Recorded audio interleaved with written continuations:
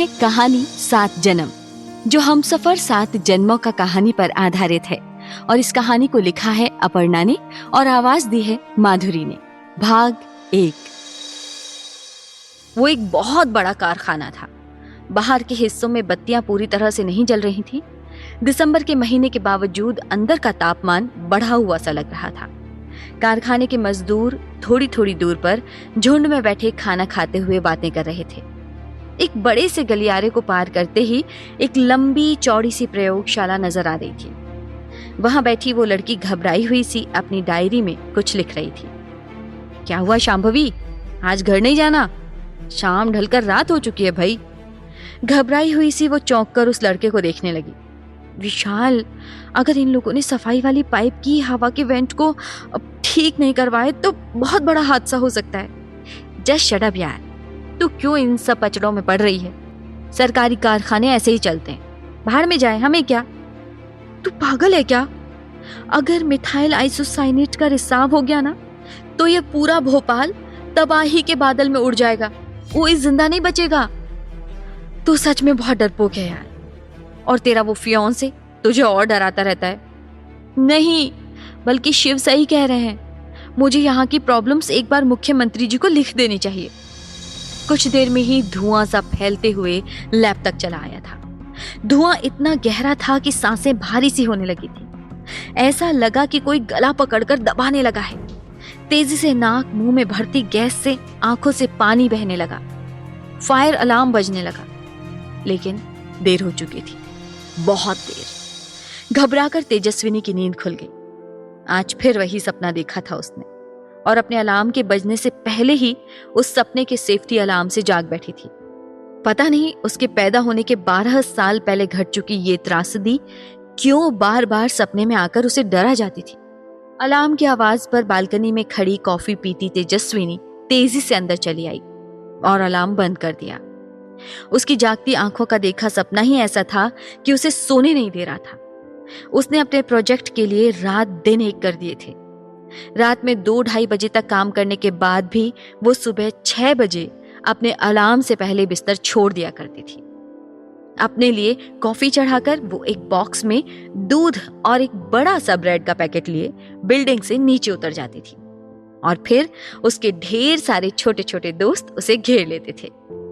2-4 दिन पहले ही कॉलोनी के बाहर इनकी माँ ने इन्हें पैदा किया था। ऑफिस से लौटते हुए उसकी नजर उन पर पड़ी थी, और वो शाम से ही उस छोटे से परिवार के लिए रसद का इंतजाम किए पहुंच गई थी। उन पिल्लों को दूध पिलाकर लौटते हुए एक बेचारा उसके पीछे दुम हिलाता गेट के अंदर घुस आया था। तब पड़ोसी शर्मा जी ने उसे तीखी सी झिड़की लगा दी थी। पीछे से सफाई कौन करेगा? एक फीकी सी मुस्कान के साथ ओके अंकल बोलकर वो ऊपर चली गई। बस उसी दिन से सुबह शाम वो उनके लिए गेट के बाहर ही खाना ले जाया करती थी। आज भी उन लोगों को खाना देकर वो वापस आई और अपनी कॉफी कप में ली ही थी कि उसकी माँ का मैसेज चला आया। तेजू बेटा, लड़के की तस्वीर भेज रही हूँ। इस बार बिना देखे अगर तूने मना किया ना तो मान लेना कि तेरी माँ मर गई है। मैसेज पढ़ते ही तेजस्विनी ने अपनी माँ को फोन लगा लिया। फुल ड्रामा हो माँ तुम, कहाँ से ढूंढ के लाते हो भाई डायलॉग? बंद करो अपना एकता कपूर को देखना। जैसे तू अपना कुकुर बिलाई प्रेम नहीं छोड़ सकती, मैं भी मेरी प्यारी एकता को नहीं छोड़ सकती। समझ आई बात? अच्छा सुन, अब लड़का बहुत अच्छा है, देखने सुनने में पूरा हीरो है, और सबसे अच्छी बात वही तेरे शहर में है। कुछ मिलिट्री जैसा है ना तेरे पुणे में, वही है, डीआरडीओ में है। हाँ वही। अब सुन, अभी उसके घर तेरी फोटो नहीं भेजी है मैंने, तेरे नखरे इतने ज्यादा है, इसलिए पहले तू हाँ कह दे, तब उनके घर फोटो भेजूंगी, वरना हर बार की तरह तेरे मना करने के बाद मुझे आड़े टेढ़े बहाने मारने पड़ेंगे। ठीक है चलो, अब मैं जा रही हूँ, आज मेरे प्रोजेक्ट से जुड़ी बहुत जरूरी मीटिंग है। अच्छा बेटा, गुड लक, खूब तरक्की करे, यही आशीर्वाद है मेरा। अच्छा सुन, अगर ये तेरा प्रोजेक्ट पास हो गया तो फिर तो तेरा प्रमोशन हो जाएगा ना? तेजस्विनी को जोर से हंसी आ गई। मेरी भोली माँ, ये मेरा पर्सनल प्रोजेक्ट है, अगर ये पास हो गया तो मैं नौकरी छोड़ दूंगी। क्या तेजू, तू कैसे कैसे हार्ट अटैक देती है मुझे? किसी दिन सच में मर जाऊंगी तेरी ऊटपटांग हरकतों से। अच्छा खासा लाख रुपए का पैकेज, वो भी सिर्फ 24 साल की उम्र में। कौन सी लड़की छोड़कर अपने बावरे प्रोजेक्ट में घुस जाती है? तेजस्विनी त्रिपाठी, समझी माता जी? और एक बार मेरा प्रोजेक्ट सरकार से अप्रूव तो होने दो माँ, फिर देखना। अरे देखो, तुम्हारे चक्कर में फिर लेट हो जाऊंगी। ऑफिस से वापस आकर बात करती हूँ। बजते हुए अलार्म को बंद करने वो बालकनी से अंदर भाग गई। अपनी माँ को बाय बोलकर उसने फोन रख दिया और फटाफट नहाने बाथरूम में घुस गई। तैयार होकर ऑफिस निकली कि सिग्नल पर उसे रेड लाइट मिल गई। जिस दिन लेट हो उसी दिन सारा तमाशा होता है। मन ही मन बड़बड़ाती वो सामने दिख रहे सेकंड्स काउंट कर रही थी कि उसकी कांच पर किसी ने दस्तक दी। उसने पलट कर देखा, सामने श्यामा खड़ी थी, गहरी नीली रेशमी साड़ी के साथ, ऊंचा बंधा जूड़ा और जूड़े पर लगे कन कांबर के गजरे के साथ ही माथे पर लगी गोल बड़ी सिंदूरी बिंदी श्यामा को दूर से दिखा जाती थी। श्यामा को देखते ही तेजस्विनी ने अपना कांच नीचे कर लिया और मुस्कुराकर उसकी तरफ देखा। श्यामा ने उसके सिर पर हाथ रख दिया। कितने लोग तैयार हो गए श्यामा ताई? मैं सबके साथ में सब लोगों को तैयार कर लिए, तू चिंता मत कर। तेजू हम 35 लोग तो हैं ही। ओके, आज लंच ब्रेक में मेरी मीटिंग है, आज डिसाइड हो जाएगा कि मेरे प्रोजेक्ट का क्या होता है। शाम को लौटते हुए मिलती हूँ तुमसे। सिग्नल ऑन होते ही मुस्कुराकर श्यामा को बाय बोलकर तेजू ऑफिस के लिए निकल गई। श्यामा ट्रांसजेंडर थी, जो लगभग 6 महीने पहले ही तेजस्विनी से बड़े अजीब ढंग से टकराई थी। श्यामा से पहली बार मिलते ही तेजस्विनी को जाने क्यों ऐसा लगा कि वो श्यामा को आज से नहीं बहुत पहले से जानती है। लगभग 4 महीने पहले तेजस्विनी ऐसे ही भागदौड़ करती हुई ऑफिस के लिए जा रही थी कि सिग्नल पर उसे गाड़ी रोकनी पड़ी। सिग्नल पर गाड़ी रुकते ही कुछ बच्चे और कुछ हिजड़े गाड़ियों के कांच उतरवाकर पैसे मांग रहे थे। ऐसे ही श्यामा ने तेजस्विनी का कांच उतरवा लिया। तेजस्विनी वैसे तो भीख देने की एकदम खिलाफ थी, लेकिन ट्रांसजेंडर्स को देखकर उसका मन पिघल जाता था। उसे लगता था कि इनके लिए वैसे भी और कोई कमाई का जरिया है नहीं। उसने अपना कांच उतारते ही पर्स खोल लिया और 100 का नोट निकालकर देने ही वाली थी कि उसमें दिखता 500 का नोट श्यामा ने देख लिया। अरे भाई 500 रखिए ना तू, बॉनी का समय रे, 500 ही दे देना। जाने क्या सोचकर तेजस्विनी ने 100 का नोट वापस रखा और 500 श्यामा की ओर बढ़ा दिया। श्यामा ने 500 के नोट को माथे से लगाया और अपने पर्स में डाल लिया। उसके बाद अपने पर्स से उसने एक सिक्का निकाला, अपने माथे पर लगी बड़ी सी सिंदूर की बिंदी में सिक्के को छुआ, फिर तेजस्विनी की ओर बढ़ा दिया। तू बड़े दिल की लड़की है भाई, ये सिक्का हमेशा अपने पर्स में संभाल के रखना, बरकत होगी बरकत। श्यामा के हाथ से सिक्का लेते ही तेजस्विनी और श्यामा का हाथ टकरा गया और तेजस्विनी को ऐसे लगा जैसे उसकी आंखों के सामने एक सेकंड को कुछ धुंधले से दृश्य उभरे और चले गए। उसे कुछ समझ नहीं आया कि उसने क्या देखा, लेकिन हाँ, उस सिक्के को उसने संभाल कर रख लिया। लेकिन उस रात वो सो नहीं पाई। बार बार उसकी आंखों में श्यामा के माथे की बड़ी सी बिंदी और उसका सिंदूर घूम रहा था। बचपन में भी उसके साथ कुछ ऐसी ही समस्याएं थी। माँ कहती थी कि वो अक्सर बचपन में नींद में बड़बड़ाया करती थी, लेकिन बड़े होते होते उसकी ये समस्याएं धीरे धीरे सुलझती चली गई थी। ऐसा उसकी माँ और पापा को लगता था। पढ़ाई लिखाई फिर काम धंधे में तेजस्विनी ने खुद को ऐसे डुबा दिया था कि रात में थकान से चूर जब बिस्तर पर गिरती तो इतनी गहरी नींद में सो जाती कि सपनों का होश ही नहीं रहता। फिर भी उसके सपनों ने उसका पीछा नहीं छोड़ा था। उसे नींद में देखे उन सपनों से बहुत डर लगता था, लेकिन जागती आंखों से सपने देखना उसे बेहद पसंद था। वो बचपन में अक्सर नींद से चौंक चौंक कर उठ जाया करती थी और अब इसका उपाय उसे यही दिखने लगा था। ऑफिस में अपना काम निपटाती वो यही सोच रही थी कि सिर्फ 45 मिनट के लंच ब्रेक में वो हिंजेवाड़ी से पाषाण जाकर मीटिंग करके वापस आ पाएगी या आधे दिन की छुट्टी ले। आखिर उसने अपने मैनेजर को आधे दिन की छुट्टी के लिए मना लिया और लंच ब्रेक में पाषाण निकल गई। डिफेंस के ऑफिस के बाहर लगे गेट पर ही सिक्योरिटी गार्ड ने उसे रोक दिया। उसके अपना मीटिंग अपॉइंटमेंट लेटर दिखाने के बाद ही 2 अलग अलग जगह सिक्योरिटी चेक गुजरने के बाद उसे प्रवेश मिल पाया। गाड़ी पार्किंग में डालने के बाद उसने अपने मिरर में चेहरा देखा और कुछ सेकंड्स सोच में पड़ गई। सुबह से प्रोजेक्ट संभालने के चक्कर में खुद संवरना ही भूल गई थी। यहाँ डिफेंस में पहुंचकर महसूस हो रहा था कि वो कुछ ज्यादा ही कैजुअल चली आई थी। इधर से उधर आते जाते लोग भले ही मिलिट्री यूनिफॉर्म में नहीं थे, लेकिन सभी ने एक फॉर्मल ड्रेस पहन रखी थी और वो निहायत ही कैजुअल ब्लू डेनिम पर हल्की सी गुलाबी शर्ट पहने चली आई थी। अरे तेजू, आज तो कम से कम सफेद सुंदर सा कुर्ता पहनकर आती, अब तो पहली इमेज बर्बाद हो गई समझो। बड़ी सी चमचमाती बिल्डिंग में प्रवेश के साथ उसने एक बार फिर अपना लेटर दिखाया और एक किनारे होकर अपना स्कैन करवाया। स्कैन करने वाली से ही उसने मेजर साहब का कमरा पूछ लिया था। आगे बढ़ने के बाद उसे ध्यान आया कि उसने शुक्रिया तो कहा ही नहीं। वो पीछे मुड़कर उसे आभार जताती आगे बढ़ी थी कि आगे से आते एक लड़के से जोरदार टक्कर कर बैठी। लड़के के हाथ में पकड़ी चाय तेजस्विनी की हल्की रंग की कमीज पर छलक आई। कोई और जगह होती तो वो अपना आईटी वाला जलवा दिखा देती, उसे चमका देती, लेकिन वो तो खुद शेरों के बारे में मौजूद थी। इस एकेडमी के अंदर सिविलियन तो प्रवेश पा नहीं सकते, मतलब बंदा डिफेंस वाला ही होगा। अब उससे पंगा लेने की तो हैसियत थी ही नहीं। जब तक ये सब सोचती वो उसे देखती, वो उसे एक छोटा सा सॉरी पकड़ाकर चलता बना। उस छोटी सी मुलाकात में भी उसे वो लड़का बहुत देखा सा लगा। अपने दिमाग को झटकर वो आगे बढ़ गई। बढ़ते हुए उसने अपनी कमीज देखी। उफ यार, सारे से मेरे साथ ही होने हैं। अब ये गुलाबी शर्ट पर लगा भूरा दाग, क्या करूं इसका। उसने लाचारगी से चेहरा ऊपर उठाया था कि सामने से आते एक जवान ने उसे दाहिनी तरफ इशारा कर दिया। उसके बताई तरफ मुड़ते ही वाटर कूलर रखा था। तेजस्विनी ने जाकर फटाफट शर्ट साफ की और मेजर साहब के कमरे की ओर बढ़ गई। क्या मैं अंदर आ सकती हूँ सर? जी आ जाइए। आप मिस तेजस्विनी त्रिपाठी सर? हाँ जी मिस त्रिपाठी, आइए बैठिए और बताइए क्या लेंगे आप? चाय आप? नो सर मैं कुछ नहीं लूंगी, मैं लेकर आई हूँ। उसकी इस बात पर उसके ठीक बगल वाली कुर्सी पर बैठा लड़का धीरे से हंस पड़ा। उसके चमकीले जूतों को देखकर एक बार तो तेजस्विनी का ध्यान अपने धूल खाए स्पोर्ट्स शूज पर गया, फिर उसने उस हंसने वाले पर नजर गड़ा दी। अरे ये तो चाय वाला ही है, इनसे मिलिए। ये है कैप्टन अनंत शर्मा। आपके प्रोजेक्ट की फाइल उन्होंने देखी है। देखी तो मैंने भी है, लेकिन मुझे कुछ पॉइंट्स क्लिक नहीं कर रहे थे। क्यों अनंत? तेजस्विनी ने अनंत की तरफ देखा और अनंत ने तेजस्विनी को।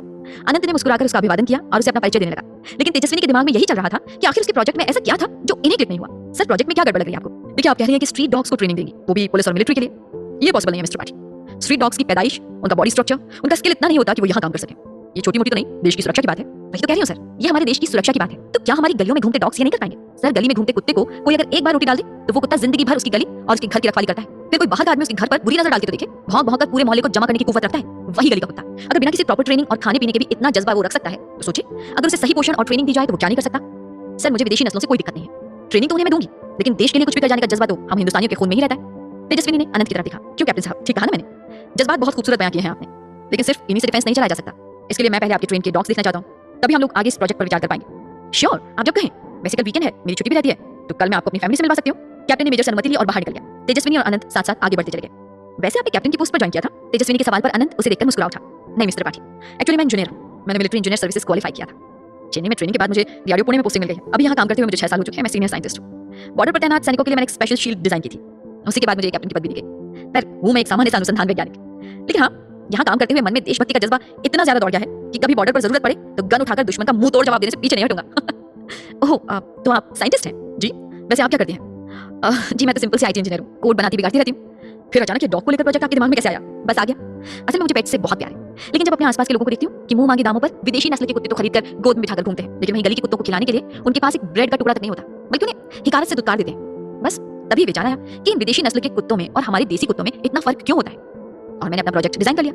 देशभक्ति का जज्बा तो मुझ में भी बहुत है, जरूरत पड़े तो मैं भी गन पकड़कर बॉर्डर में तैनात हो सकती हूँ। दोनों बात करते करते अनंत की लेबोरेटरी तक पहुंच गए। अनंत ने अपना अंगूठा सामने पंच मशीन पर लगाया, उसके बाद अपनी बाईं आंख से छोटी सी स्क्रीन पर देखा। सामने के ग्लास डोर पर उन्हें प्रवेश करने की अनुमति मिल गई। अनंत ने वहीं रखी अलमीरा से गेस्ट एंट्री कार्ड निकाला और तेजस्विनी की तरफ बढ़ा दिया। इसे पहन लीजिए, तभी आप मेरे लैब में मेरे साथ प्रवेश पा सकेंगे। हाँ में से हिलाकर तेजस्विनी ने वो कार्ड लिया और अपने गले में लटका लिया। कांच के दरवाजे के भीतर घुसते ही छोटा सा गलियारा था। गलियारे के बाद एक बड़ा सा मेटल डोर था जिस पर कुछ कोड डला था। आनंद ने वहां कुछ कोड्स टाइप किए और वो दरवाजा खुल गया। आनंद के पीछे तेजस्विनी उसके संसार में चली आई। इतनी बड़ी लेबोरेटरी देखकर उसकी आंखें फटी रह गई थी। आश्चर्य से सारी तरफ देखती वो आगे बढ़ती जा रही थी। बहुत सलीके से सजी कांच की अलमारियों के बीच में लगे टेबल पर तरह तरह की परख नलियां, बीकर, गैस बर्नर सजे हुए थे। एक तरफ बहुत से रंग बिरंगे केमिकल्स रखे थे। वो अपनी सुध बुध खोती आगे बढ़ती जा रही थी। उसे पता भी नहीं चला कि आनंद एक तरफ हाथ बांधे खड़ा उसे देख रहा था और वो लेबोरेटरी में इधर से उधर घूम रही थी। सब कुछ देखते हुए आगे बढ़ती चली गई। उस लैब में पहुंचते ही तेजस्विनी को ऐसे लगा जैसे इस लेबोरेटरी को वो सदियों से जानती थी। उसके जीवन का सार यही तो था। तो अब तक जो सपना उसकी आंखों में पल रहा था वो क्या था? वो क्यों इस लैब में आकर ऐसे खो गई थी जैसे सालों से वो इसी लेबोरेटरी का एक हिस्सा थी, जैसे वो खुद एक आविष्कारक थी। इन रंग बिरंगे केमिकल्स से क्यों उसका जन्म का नाता था? भाग दो। वो एक टेबल पर थमकर खड़ी हो गई। ओह, तो यहाँ हाइड्रोजन गैस बनाते हैं, है ना? जस्ते का रिएक्शन हाइड्रोक्लोरिक अम्ल से करवाने पर हाइड्रोजन गैस बनती है ना? और अब यहाँ पर इस टेस्ट ट्यूब में सिल्वर नाइट्रेट रख छोड़ा है ना? बच्चों से चहकती तेजस्विनी जैसे ये भूल चुकी थी कि वो आईटी इंजीनियर है और अपने किसी प्रोजेक्ट के लिए आनंद से मिलने आई है। उसे ऐसा लग रहा था कि ये लेबोरेटरी उसका घर है। बड़े मजे से घूम घूमकर एक एक केमिकल देखती जा रही थी। तभी एक बड़े से बीकर के पास जाकर वो घबराकर चुप खड़ी रह गई। अब तक अनंत उसके पास आ चुका था। अनंत ने उसे देखा, वो पसीने से भीग चुकी है। घबराती हुई सी वो 2 कदम पीछे हट गई। अनंत ने पूछा, क्या हुआ? कुछ तबीयत ठीक नहीं है? तेजस्विनी के माथे पर छलक आई पसीने की बूंदें पोंछने के लिए अनंत ने उसकी तरफ टिश्यू बढ़ा दिया। असल में लैब में सारा टाइम कुछ ना कुछ चलता रहता है, इसलिए यहाँ के वातावरण में मौजूद गैसों के कारण किसी किसी को सांस लेने में दिक्कत महसूस होती है। मुझे बस जरा सा काम था छोटा सा, इसलिए आपको साथ यहीं ले आया। आप बस 2 मिनट बैठिए, मैं बस चाबी अपने कुलीग को दे दूं, फिर हम तुरंत यहाँ से बाहर चले जाएंगे। तेजस्विनी की घबराहट उस बीकर को देखने के बाद बढ़ती जा रही थी। लैब के दूसरे हिस्से में काम करते अपने दोस्त को चाबी देकर अनंत तुरंत ही वापस लौट आया। उसके साथ ही उसका दोस्त भी वहां चला आया। आज मैं इनके साथ अभी ही निकल जाऊंगा। यह है मिस तेजस्विनी त्रिपाठी और तेजस्विनी जी यह है विशाल। उसे घबराते हुए देखकर अनंत ने उसके हाथ में पानी की बोतल थमा दी थी। एक सांस में पूरी बोतल गटकने के बाद तेजस्विनी थोड़ी सामान्य हुई और उसने अनंत की तरफ देखकर वापस जाने की इच्छा जाहिर कर दी। दोनों साथ ही बाहर के लिए निकल गए थे। तेजस्विनी सामान्य महसूस कर सकी, इसलिए अनंत इधर उधर की बातों में लग गया। उसकी वैसे भी कम बोलने की आदत थी, इसी से उसे बात करने के लिए कुछ नहीं सूझ रहा था। आप शायद कभी लैब में गई नहीं, इसलिए ऐसा रिएक्शन हुआ। वैसे आप जानते हैं कि बीकर में कौन सी गैस थी? तेजस्विनी ने अनंत की तरफ अपनी गहरी आंखों से देखा। Methyl isocyanate. अब चौंकने की बारी अनंत की थी। वो उससे और कुछ पूछ पाता कि वो थके हुए कदमों से अपनी गाड़ी की ओर बढ़ गई और देखते ही देखते उसकी गाड़ी धूल उड़ा दी वहां से बाहर निकल गई। थके कदमों से वो अपनी गाड़ी की तरफ बढ़ गई और उसे जाते हुए अनंत देखता रह गया। जाने क्यों एक पल को जब उसकी और तेजस्विनी की आंखें मिली थी तब उसे उन गहरी आंखों में कोई कहानी सी नजर आ रही थी। ऐसा लगा वो इन आंखों को सदियों से जानता है। जाने क्यों उन आंखों से उठती खुशबू उसे अपनी रूह तक महसूस हो रही थी। आज तक इसके पहले उसके साथ ऐसा कभी नहीं हुआ था। हालांकि उसके जीवन में अजूबे ना हुए हों ऐसा नहीं था। बचपन से उसे हमेशा ऐसा लगता था कि वो जो करना चाहता है उसके उलट जिंदगी हमेशा उससे वही करवाती रही थी जो जिंदगी उससे करवाना चाहती थी। उसने कभी भी साइंटिस्ट बनने का सपना नहीं देखा था। उसे तो बचपन से ही अपने पिता की रॉबीली वर्दी का शौक था। पुलिस वालों को देखते ही उसके अंदर एक अलग सा जज्बा उभर आता था। वो हमेशा अपने पिता की सितारों लगी वर्दी को थामे घंटों आईने के सामने खड़ा रहता था। खुद को बचपन से ही उसने पुलिस वाला मान रखा था। उसके माता पिता भी तो उसे पुलिस वाला ही बनाना चाहते थे, लेकिन कहा जाता है ना कि आपके प्रारब्ध में क्या लिखा है आप नहीं समझ सकते। बस ऐसे ही उसका भाग्य उसे साइंटिस्ट बना गया। 10वीं की परीक्षा के समय किसी राष्ट्रीय प्रतिभा खोज परीक्षा में प्रथम रैंक के फलस्वरूप मिले प्रथम पुरस्कार में उसे दिल्ली के अनुसंधान केंद्र में भ्रमण के लिए बुलवाया गया था। वहां नूतन अनुसंधानों, आविष्कारों और नई नई मशीनों के बीच से गुजरते हुए जब उसने एक छोटे से लावा के डिजाइन को उसकी ज्यामिति में जरा सा इधर उधर का सुधार कर दिया और जो लावा अब तक सही अनुपात में नहीं बह पा रहा था अब पूरी ताकत से बह चला, तो उन्हें गाइड करते श्रीनिवासन सर उस छोटे से बालक की बुद्धि पर चौंक उठे। प्रतिभा खोज परीक्षा की स्कॉलरशिप पर श्रीनिवासन सर के द्वारा उसमें व्यक्तिगत रुचि लेते हुए उसे खुद पढ़ाने की जिम्मेदारी लेना 4 चांद लगा गया। दिल्ली के सबसे महंगे स्कूल के द्रोणाचार्य का अपने अर्जुन को खुद ढूंढ लेना सभी को आश्चर्यचकित कर गया। उसके बाद तो अनंत ने कभी वापस मुड़कर देखा उसके बाद तो अनंत को कभी वापस मुड़कर देखना ही नहीं पड़ा। आनंद फानन में उसका दाखिला दिल्ली में करवाकर उसके माता पिता वापस लौट आए और श्रीनिवासन सर की उंगली पकड़े वो फिजिक्स केमिस्ट्री के कानन कुंज में घूमता रस लेता कुंज बिहारी बन गया। श्रीनिवासन सर उसका हाथ पकड़े लिए चले जा रहे थे और वो बाकी दुनिया से आंखें मूंदे उनके साथ चला जा रहा था। उसकी आंखें सीधे डिफेंस के ऑफिस के मुख्य द्वार पर खुली और उसे अपनी लैब से प्यार हो गया था। हालांकि उसके काम करने का तरीका वैज्ञानिकों वाला कम पत्रकारों वाला ज्यादा था। वो हर बात की तह तक जाता, सारी खोजबीन करता, तभी किसी की बात माना करता। विशाल उससे अक्सर यही कहता, पिछले जन्म में जरूर तू खोजी पत्रकार रहा होगा। और विशाल की बात सुन वो हंस कर टाल जाता। अपनी ही सोच में गुम वो तेजस्विनी को जाते देख रहा था कि उसका फोन खनकने लगा। हाँ अब बोलो विशाल, यार अनंत अगर नहीं निकले हो तो जरा लैब में वापस आना, एक छोटी सी प्रॉब्लम आ गई है। बस अभी आया। अनंत तेज कदमों से वापस लैब की तरफ चला गया। लेबोरेटरी में अंदर घुसते ही वो विशाल की तरफ बढ़ चला। उसने विशाल की तरफ देखा। विशाल ने आंखों से ही उसका ध्यान उस बीकर की तरफ करवा दिया जिसे भी कुछ देर पहले तेजस्विनी देखकर घबरा गई थी। उस बीकर के पीछे से कुछ पाइपलाइंस गई हुई थी। ये लैब की सुरक्षा के लिए लगी हुई पाइपलाइन थी, पर उनमें से किसी एक पाइप में थोड़ा सा रिसाव हो रहा था। उसी रिसाव को महसूस कर विशाल ने अनंत को वहां बुला लिया था। विशाल के ध्यान दिलवाने पर अनंत उस पाइप के थोड़ा पास जाकर रिसाव को महसूस करने लगा। मैंने तो कई बार कहा है, लेकिन कारखाने में ऊपर बैठे लोग सुनते ही नहीं है। पहले भी शांभवी ने कहा था कि पाइप की सफाई करने वाले हवा के वेंट ने भी काम करना बंद कर दिया है। समस्या कम थोड़ी ना है, टैंक में नियमित रूप से ज्यादा एमआईसी गैस भरी जा रही है और गैस के तापमान पर भी ध्यान नहीं दिया जा रहा। उसका तापमान निर्धारित 4.5 डिग्री की जगह 20 डिग्री हो चुका है। और तो और मिग को कूलिंग स्तर पर रखने के लिए जो फ्रीजिंग प्लांट बनाया गया है उसे भी पावर का बिल कम करने के लिए बंद रखा गया है। मैंने तो एक बात और शांभवी से कही थी कि सारे मजदूर हिंदुस्तानी हैं, लेकिन सारे सेफ्टी रूल्स और बाकी के नियम इंग्लिश में लिखकर उन्हें दिए गए हैं। उन गरीब मजदूरों को जिन्हें ढंग से हिंदी पढ़ना नहीं आता, समझ में नहीं आता, वो इंग्लिश पढ़कर सेफ्टी प्रिकॉशन कैसे फॉलो करेगा? मैंने तो सोच लिया है, मैं सारी की सारी रिपोर्ट न्यूज़पेपर में दे दूंगा। विशाल आंख फाड़े अनंत को देखता रहा। उसकी समझ से परे था कि अनंत ये क्या बोल रहा है। अनंत का बोला एक शब्द भी उसके पल्ले नहीं पड़ रहा था। अरे मेरे भाई तू बोल क्या रहा है? कौन सा कारखाना, कहाँ के मजदूर, कौन सी गैस? मेरे भाई तू क्या बोल रहा है? कौन सा कारखाना, कहाँ के मजदूर, कौन सी गैस और कौन सा पाइप? हम यहाँ डीआरडीओ की 5 स्टार लेबोरेटरी में खड़े हैं और तू पता नहीं कहाँ की भांज रहा है। रात भर जाकर कोई मूवी देख रहा था क्या जो अभी भी नींद के कारण तेरा दिमाग फिर गया है? अनंत जैसे नींद से जगा हो, उसने विशाल को देखा और वापस उस पाइप की तरफ देखने लगा। क्या बोल रहा था विशाल अभी? सच कहूं तो मुझे भी कुछ समझ नहीं आया भाई, तू क्या बोल रहा था? अनंत सिर पकड़े कुर्सी पर निढाल हो गया। विशाल तुरंत उसके लिए पानी ले आया। बोतल खोलकर अनंत ने भी एक ही सांस में पूरा पानी गटक लिया। बोतल वापस रखते ही उसे कुछ देर पहले का तेजस्विनी का यहीं पर आकर इसी तरह घबराना और एक पूरी बोतल पानी एक सांस में पी जाना याद आ गया। आज पहली बार हुआ था उसके साथ, कुछ अजीब सा, कुछ बहुत ही अजीब सा। वो लगातार क्या कुछ बोलता जा रहा था, उसे अब कुछ भी याद नहीं था, पर हाँ कुछ तस्वीरें दिमाग में अटक गई थी।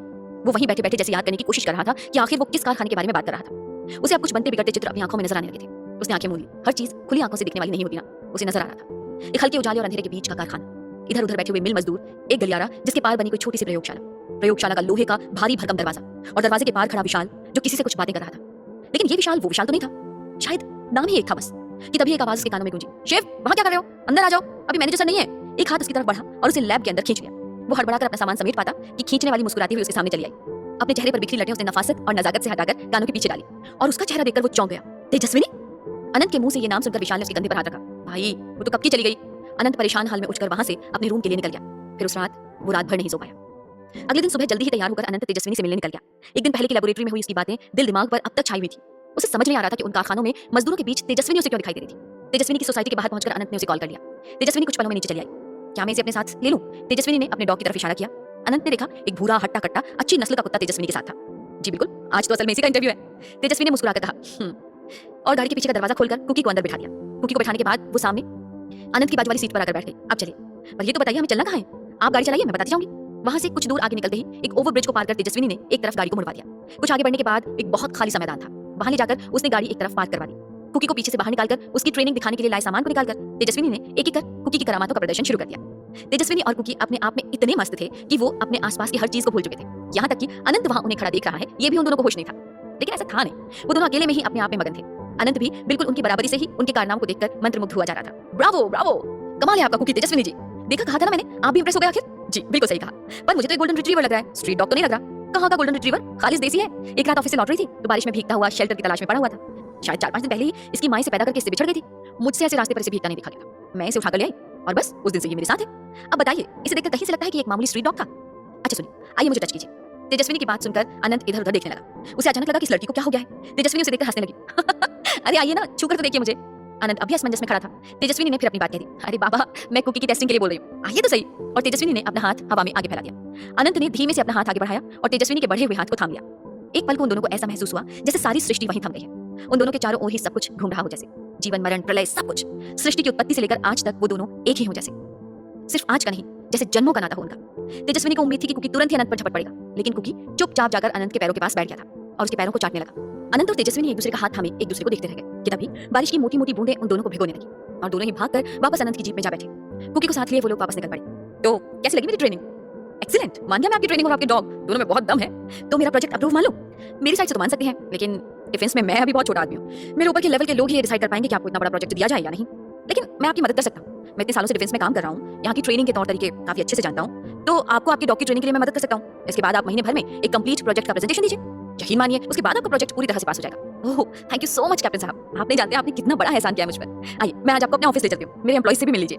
अभी प्रोजेक्ट पास नहीं हुआ और आपने अपना ऑफिस भी डाल लिया, कमाल का कॉन्फिडेंस है आपका। मैदानी जगह से बाहर निकलते ही उसने मेन रोड पर सिग्नल की तरफ आगे बढ़कर एक चौक के किनारे ही गाड़ी खड़ी करवा दी। यहाँ से हमें अंदर पैदल ही जाना पड़ेगा, गाड़ी वहां तक नहीं जाएगी। अनंत उसके साथ साथ चल पड़ा। 2-4 पतली पतली गलियां पार करने के बाद एक छोटी सी गली के मुहाने पर एक ठीक ठाक घर के बाहर तेजस्विनी दरवाजे को खटखटाने लगी। अरे कौन है रे? श्यामताई, मैं हूँ तेजू। अरे तो तू आ जाना अंदर, बाहर क्या कर रही है, दरवाजा खुला है। दरवाजे को हल्का सा धक्का देकर तेजस्विनी अनंत के साथ भीतर चली आई। श्यामताई, ये कैप्टन साहब है, ये मेरा प्रोजेक्ट देख रहे हैं। श्यामा ने अनंत को नमस्कार किया और एक प्लास्टिक की कुर्सी पहुंचकर उसे बैठने के लिए आगे बढ़ा दी। बैठिए ना साहब। अनंत को वहां बड़ा अजीब सा लग रहा था। उसने तेजस्विनी की तरफ देखा। तेजस्विनी अनंत की बेचैनी समझ गई। वो आराम से एक किनारे रखी कुर्सी पर बैठकर पानी पीने लगी।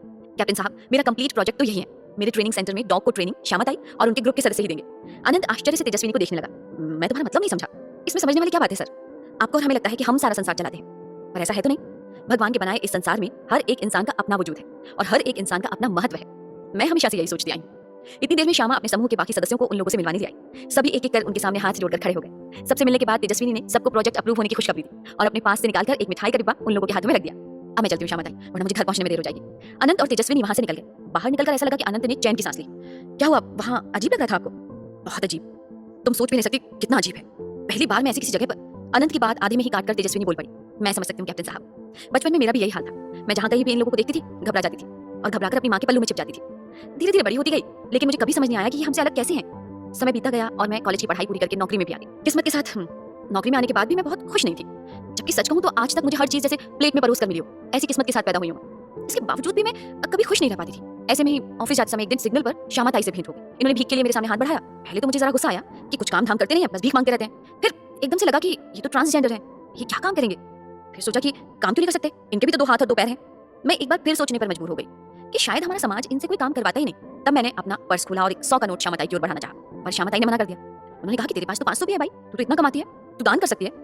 मुझे उनकी बात पता नहीं क्यों दिल पर अकड़ लगी और मैंने तुरंत 500 का नोट निकाला और उनकी ओर बढ़ा दिया। मैं सोच में पड़ गई थी कि मेरी एक दिन की सैलरी जितनी है उतना तो ये लोग शायद हफ्ते या महीने भर भीख मांगकर जोड़ पाते होंगे। किसी के लिए भीख मांगना कितना कष्ट का काम होता होगा, है ना। अपने आत्मसम्मान को कुएं में डुबाकर फिर आते हैं ऐसे लोगों के सामने वो हाथ फैलाने। मुझे लगा कि काश मैं लोगों के लिए कुछ ऐसा काम कर सकूं कि इन्हें आगे किसी के सामने हाथ फैलाने की जरूरत ना पड़े।